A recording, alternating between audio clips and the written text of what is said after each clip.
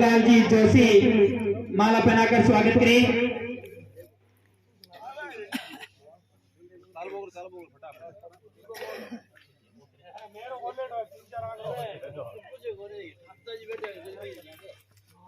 जमलाल जी प्रजापति से मैं निवेदन करूंगा कि वो भी मंत्री साहब का माला पहनाकर स्वागत करें।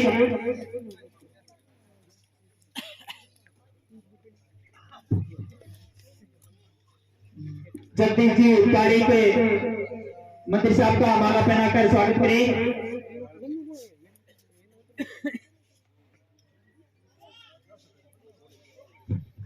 और चातलाल जी कड़ेला से मैं भी निवेदन करूंगा कि वो भी माला पहना। ये हालात हो गई, लेकिन मोदी जी ने 1 रुपया भी मुआवजा नहीं दिया मरने वालों का, 1 भी रुपया न कभी चर्चा की। 50 दिन के बाद आपने मोदी जी कहते हैं अगर नोटबंदी से कोई परेशानी हो जाए तो मैं अगर 50 दिन में ठीक नहीं कर दूं, आप मुझे किसी चौराहे पर ले जाके फांसी लगा। और नोटबंदी का दंश आज भी थे। एक तरफ में मनमोहन सिंह जो आरोप लगाते थे ये मोदी नहीं बोलता नहीं है, और आज प्रधानमंत्री बने ये रुकते नहीं है, रात दिन बोलने का ही काम करते, दिन भर झूठ बोलते हैं। विश्व में अगर कोई ऐसा सबसे बड़ा झूठा प्रधानमंत्री है उसका नाम नरेंद्र मोदी। एक बार भाषण किया कि आपके गोरखनाथ कबीर नानक ये सारे एक साथ बैठ के मीटिंग कर रहे थे, जबकि सबका 100 साल का फर्क है। और हम रोके कौन? 100 साल के गैप से पैदा हुए, लेकिन ये मर्जी आए झूठ फेंकते हैं। लेकिन पूरे देश का मीडिया खरीद के हालात देश के ऐसे कर दिए कि आज हमारा रेलवे बिक गया, बीएसएनएल बिक गया, एयरपोर्ट बिक गया, आपकी रोड बिक गई, LIC बिक गई, सारी की सारी अंबानी और अडानी के हाथ में जा चुकी। इन्हीं के मित्र गुजरात के नीरव मोदी 30,000 करोड़ रुपए बैंक से लोन लेके भाग गया। 15,000 करोड़ रुपए मोइल चौकसी बैंक से लोन लेके भाग गया विदेश में। 9,000 करोड़ रुपए विजय माल्या लेके भाग गया बैंक से। 5,000 करोड़ रुपए ललित मोदी लेके भाग गया। और ये सारे के सारे मोदी हैं, सारे के सारे गुजरात के, सभी के फोटो मोदी जी के साथ। अगर हमारी केसीसी की 4 केस चढ़ जाएगी तो कोई घट जाएगा। इसलिए मैं आग्रह कर रहा हूं कि ये देश आपने बड़ा खून पसीने से बनाया। आजादी से पहले हमारे देश में सड़क नहीं थी, यूनिवर्सिटी नहीं थी, रोड नहीं थी, मेडिकल कॉलेज नहीं थे, हॉस्पिटल नहीं थे। आजादी के बाद कांग्रेस का राज आया। आज जितना विकास देख रहे हो ये कांग्रेस की देन है। और मैं धन्यवाद देना चाहता हूं, कांग्रेस के नेता फांसी के फंदे चूम रहे थे और ये RSS के लोग 1926 में पैदा हुए, 43 में देश आजाद हुआ और 48 में महात्मा गांधी को गोली मारने वाला नाथूराम गोडसे RSS से बैठे पहला आतंकवादी। उसी नीति के आदमी अमित शाह मोदी आज नाथूराम गोडसे के नारे लगाते हैं पार्लियामेंट में। इसलिए मैं निवेदन करना आया हूँ, ये मेरे ग्रामीण भाइयों, ये मेरे किसान भाइयों, एक तरफ वो पार्टी जो पूरे देश में सांप्रदायिकता का जहर बोल रही है, डॉक्टर अम्बेडकर साहब ने जो संविधान बनाया उसको जलाने का काम कर रही है, और एक तरफ है कांग्रेस पार्टी जिसने आजादी दिलाई, जेलों में रहे।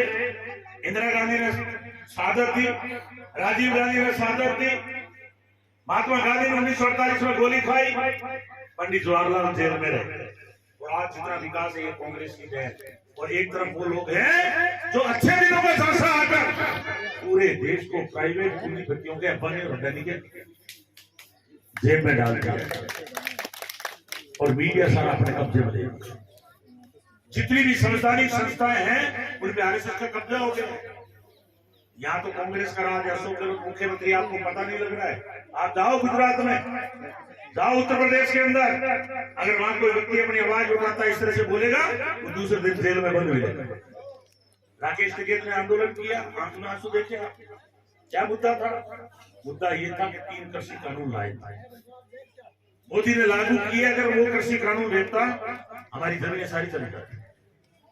371 दिन धरने पे बैठे, लड़े, 700 किसान शहीद हुए। उसके बाद एक दिन मोदी जी आके बोलते हैं कि किसान भाइयों मेरी गलती है, मैं कानून वापस ले रहा हूं। अरे मोदी जी 700 किसान शहीद हुए जब आपके समझ में इसलिए आज आपकी जमीनें बच रही है साथियों। और जब कोरोना आया, इनके पास इलाज कराने के लिए इनको टाइम नहीं था।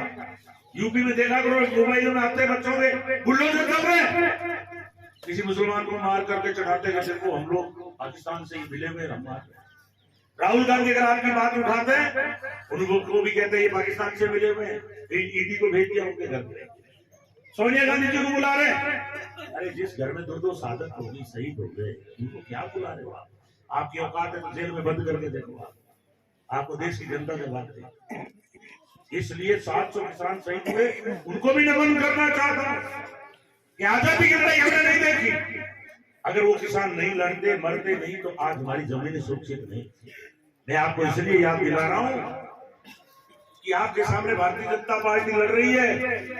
24 सांसद भेजे आपने, एक आरएलपी के सांसद, 24 में से एक हमारे बीकानेर के अर्जुन राम जी आपके यहाँ कलेक्टर लेके। तो हमने सोचा कलेक्टर है, पार्लियामेंट में बात उठाएगा, गरीब की बात उठाएगा, कोई दलित के साथ अन्याय होता है तो बात उठाएगा, किसान के फसल की बात उठाएगा। हमने कभी सुना नहीं। एक दिन जरूर देखा जब कोरोना आया तो अर्जुन राम जी बाबी जी के पापड़ लेके खड़े हो गए, बाबी जी के पापड़ खाओ और कोरोना हो जाओ। अरे बेटी का बाप अर्जुन राम आज कलेक्टर है, कहाँ लोगों को विश्वास में डाल, पापड़ खाने से कोरोना बंद, फिर कहते गोबर से स्नान करो, फिर कहते गाय का मूत्र पी लो। अरे शर्म आने, और खुद बीमार हुए एम्स में जाके भर्ती। एक दिन देख रहा हूं अपनी पत्नी के साथ में यूं कर रहे हैं कि ये दीपक को जलाना है, मोदी जी का कहना है कोरोना का भगाना है, और कहते हैं शाम को है ना वो अपने मोबाइल की लाइट करो और शाम को घर में थाली बनाई। कोरोना बात है, अब अपने घर में थाली कब बांटती है? तो कितनी बड़ी मजाक है इस देश में कि हमारे देश को 100 साल पीछे ले जा रहे हैं। लेकिन मैं मोहनलाल जी को नमस्कार करता हूं कि वो आदमी कांग्रेस पार्टी के साथ में रहे। पहले हम लोग जनता दल में थे, चौधरी देवीलाल, चौधरी चरण सिंह, लालू यादव, रामविलास हमारे नेता होते थे। मोहनलाल जी धर्मनिरपेक्षता में विश्वास करते हैं। उनका एक ही मन था कि 36 कौम के लोग खुश रहे। आदि वही अच्छा है जो बाग के अंदर प्रत्येक पौधे को पानी देने का काम। लेकिन मैं आज उनके क्षेत्र में घूम रहा हूं, मुझे बड़ी खुशी होती है। तो कोई कहते हैं हम बीमार थे जब हमारा इलाज करें, घर जाते थे तो खाना खिलाते थे, गरीब की शादी बच्ची नहीं करवाते थे। आज देखिए मानव शरीर जो है ना, ये बहुत बेहतर हो गया। मैं कहता हूं कि आगे मैंने सर्फ तो देखा नहीं, क्योंकि सर्फ से कोई वापस आया, और जिंदे आदमी ने कभी सर्फ देखा नहीं। लेकिन मैं एक कह सकता हूं कि भंवरलाल जी जैसे लोग जो सेवा कर रहे हैं, ये महापुरुष है, साधारण व्यक्ति नहीं है, साधारण व्यक्ति नहीं। इंसान से बड़ा जीवन नहीं है। हवाई जहाज को इंसान बनाता है, पहाड़ को इंसान तोड़ता है। एक जमाने में इस देश में सुई नहीं बनती थी 1962, और आज हमारी नहरों का जाल, जगह जगह यूनिवर्सिटियां, जगह जगह उन्नति, ये सारी जो है हमारे नेताओं की देन है, सोच की देन। मुझे याद है 1962 के अंदर जब भाखड़ा डैम बना था, उस वक्त अंग्रेज नेहरू जी 8वीं पास इंजीनियर लेके आए थे विदेश से। 8वीं पास नौजवानों को कह रहा हूं मैं, क्योंकि इस देश में स्कूल नहीं थे, इंजीनियर नहीं थे, स्कूल नहीं थे। हम तो जाति के नाम पे आपस में बैठे झगड़े कर रहे थे, और उस इंजीनियर ने डैम बनाया, और उस डैम से आज हमारे जिले जैसलमेर यहाँ भी कुंभा के नाम से नहर आया। ये कुछ इंजीनियर की देन है। डैम बनाया, पानी को रोका, जो पहाड़ों से पानी आता था रावी व्यास सतलज का, वो पानी पौंग डैम में रुका, भाखड़ा डैम में रुका, और वहां से हरी के मांग आया, उससे ये नहरें बनी। इसलिए मैं कह रहा हूं, ये मेरे किसान भाइयों, आप अपने बच्चों को पढ़ाओ। इसलिए मैं कहता हूं कि शिक्षा वो शेर की दूध है, उसको पिएगा तो शेर की तरह धारेगा। शिक्षा के बगैर जीवन में अंधेरा है। चौधरी चरण सिंह ने कहा था, पांव खेत में नजर जयपुर और दिल्ली पर। पांव खेत में इसलिए जरूरी है कि फसल पैदा हो, और नजर ऊपर इसलिए जरूरी है कि चुन करके अच्छे लोगों को भेजो। तो आपकी लड़ाई कमजोर लोगों से काम नहीं चलेगा। आप तो लोग भ्रमित करते हैं। अभी पूरे देश में हिंदू और मुसलमान की आग लगा दी, जगह जगह बीजेपी ने केरोसिन छिड़क दिया। हम कहते हैं महंगाई बढ़ेगी मोदी जी, वो कहते हैं ठहरो, मुसलमानों से देश को बचाने को क्या करना है भाई। मुसलमान, इस देश का प्रधानमंत्री हिंदू, इस देश का राष्ट्रपति हिंदू, जिस देश के सभी मुख्यमंत्री हिंदू, जिस देश के सभी न्यायाधीश हिंदू, जिस देश के एसपी कलेक्टर हिंदू, जिस देश के सभी थानेदार हिंदू, फिर भी कहते हैं काम में मुसलमान को ठीक करना है, ताकि कोई महंगाई को भूल जाओ, विकास को भूल जाओ। और तो और इन्होंने अग्निवीर योजना ला करके हमारी सेना का सत्यानाश किया। ये कहते हैं 17 साल में भर्ती हो, 21 साल में रिटायर है, तुम्हारी नौकरियां खत्म हो गई, आरक्षण दोबारा खत्म हो गया है। पार्लियामेंट के सामने बाबा साहब के संविधान को जला करके नष्ट कर रहे हैं आरएसएस के लोग, ताकि आपके आपस में लड़ाइयां लड़ते हैं। पंजाब में जाते हैं तो सरदार और गैर जाट को सरदार को लड़ाते हैं, यूपी में जाट और गैर, हरियाणा में जाट और गैर जाट को लड़ाते हैं, महाराष्ट्र के अंदर मराठा गैर मराठा को लड़ाते हैं, और पूरे भारत कांग्रेस ने किया था वो सारा देश। इसलिए मैं निवेदन कर रहा हूं कि ये कांग्रेस पार्टी जिसने आजादी दिलाई, आजादी के बाद में विकास किया, उनके नेता थे गौरलाल जी शर्मा, ऊपर नेता है अशोक गहलोत जी, दिल्ली में नेता है राहुल और सोनिया जी। आज राहुल गांधी भारत में आजादी के बाद पहली बार यात्रा में निकले 3,500 किलोमीटर। क्यों निकले? वो इसलिए निकले कि संवैधानिक संस्थाओं पर आरएसएस के लोग काबिज हो गए, कानून का राज खत्म हो गया है, बहुत सारे पत्रकारों को मारा जा रहा है, बहुत सारे लीडर्स को जेल में डाला जा रहा है, गांव गांव में ईडी भेज करके नेताओं को जांच करवा कर को फर्जी तरीके से जेल में बंद किया जा रहा है। इसलिए राहुल गांधी ने कन्याकुमारी से कश्मीर तक 7 सितंबर से शुरू हुई थी, 3 दिसंबर को यहाँ आ रही है यात्रा राजस्थान, उसका मैं समझता हूँ 6 जिलों में जाएगी, कोटा, झालावाड़, बूंदी नहीं, उसके बाद सवाई माधोपुर, दौसा, अलवर। मैं इसलिए आपसे निवेदन करने आया हूं कि इस चुनाव से कोई राज का फैसला होने वाला नहीं। बात इतनी है कि भवनलाल के आपसी बीच में जाने से चुनाव आ गया। अगर कोई हम गड़बड़ करें तो साल भर बाद फिर हमें वापस आना है, क्योंकि 18 दिसंबर में दोबारा पूरा चुनाव होगा। इसलिए अगर भवनलाल जी ने आपकी सेवा की है तो मैं तो कहता हूं कि अगर उनको 18,000 से जिताया तो अनिल भाई को अब की बार एक खेपड़ी, वो कहते हैं ना श्रद्धांजलि का वोट अनिल भाई को देके भारी वोटों से जिता के विधानसभा में आप भेजते, ताकि जो हमारे अशोक गहलोत जी नीतियां बढ़ाने आज आपको नहीं सुनवाई, आपको 50 यूनिट बिजली फ्री, 1000 रुपए बिल में फ्री, गांव गांव में अंग्रेजी स्कूल, कर्मचारियों के लिए पुरानी पेंशन लागू कर दी, और अगला बजट आएगा वो युवा और छात्रों के लिए आएगा। कल ही 10,000 लोग अम्बेडकर शिक्षक संघ को मुख्यमंत्री जी ने संबोधित किया, मैं भी साथ में था, उन्होंने घोषणा की कि अगला बजट हमारे युवाओं के लिए लाएंगे। अगर आपके गांव में खेल मैदान है, नहीं है तो कटवा लो, अगले बजट के अंदर आप चाहोगे तो अनिल जी के साइंस अगर एमएलए बनेंगे तो 50 लाख करोड़ रुपए भी बजट आ सकता है खेल मैदान का। छात्रों में जहां भी स्कूल गड़बड़े वो स्कूल ठीक करेंगे, क्योंकि शिक्षा के लिए कोई भी इंसान बड़ा आदमी नहीं बनेगा। इसलिए मैं कहता हूं मेरी मां महीने में जो आई है, आप अपने बच्चों को पढ़ाए, आपके कोख में से कलेक्टर निकलेंगे, एसपी निकलेंगे, अम्बेडकर पैदा होगा, बड़े बड़े लोग पैदा होते हैं, वो मां की कोख से पैदा होगा। और यदि हम विश्वास में पड़े रहे तो हमारा देश पीछे ले जाएंगे।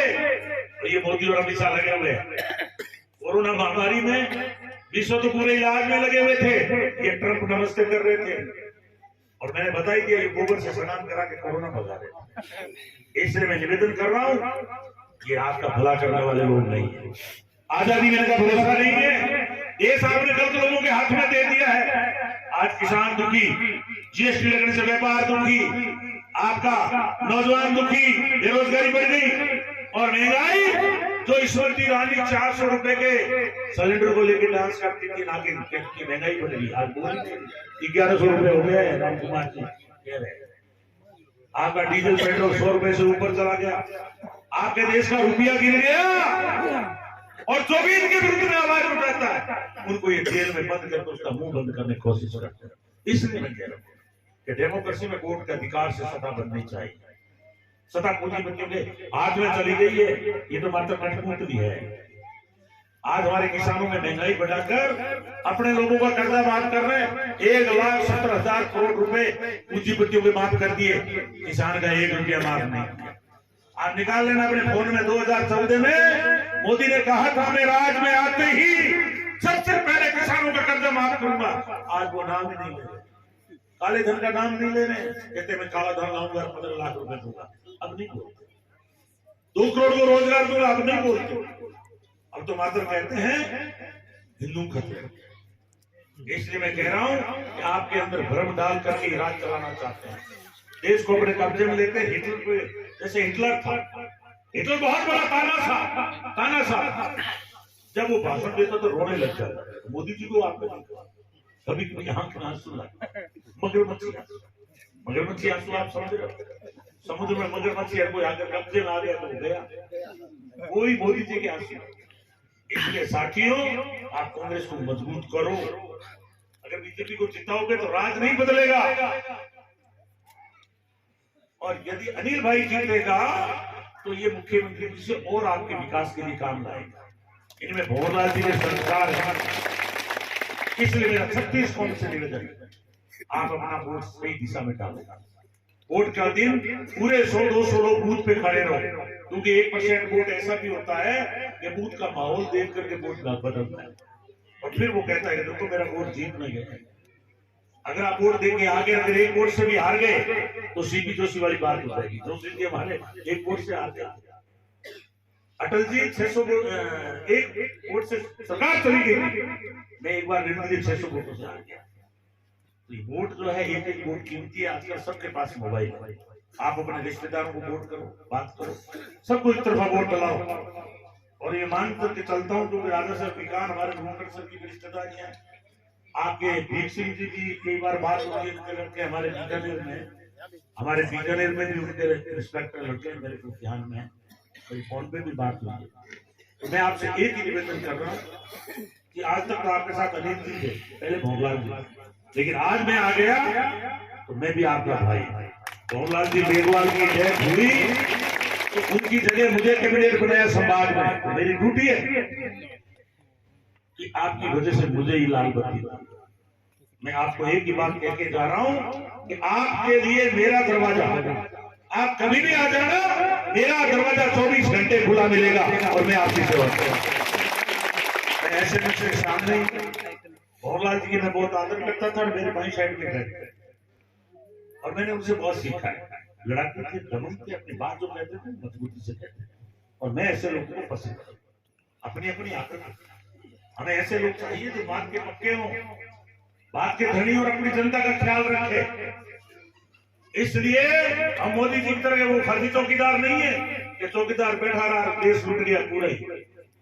वो एक कहावत है ना कि रोम जल रहा था, नीरो बंसी बजा रहा था। नीरो राजा था, रोम में आग लगी और नीरो बंसी बजा रहा था। वो हालत है मोदी जी की, पूरा देश कंगाल हो रहा है, देश में दंगे हो रहे हैं, महंगाई बढ़ गई, बेरोजगारी बढ़ गई, पूरे देश को बर्बाद कर दिया।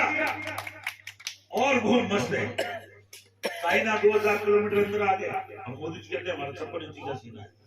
अरे मोदी जी 56 इंची का सीना है, बिना बुलाए पाकिस्तान से नहीं जाते। नेपाल छोटा सा देश है, वो भी आग नहीं कर रहा है। चाइना 2000 किलोमीटर आ गया, मोदी जी कह रहा है कर लो आप क्या बिगाड़।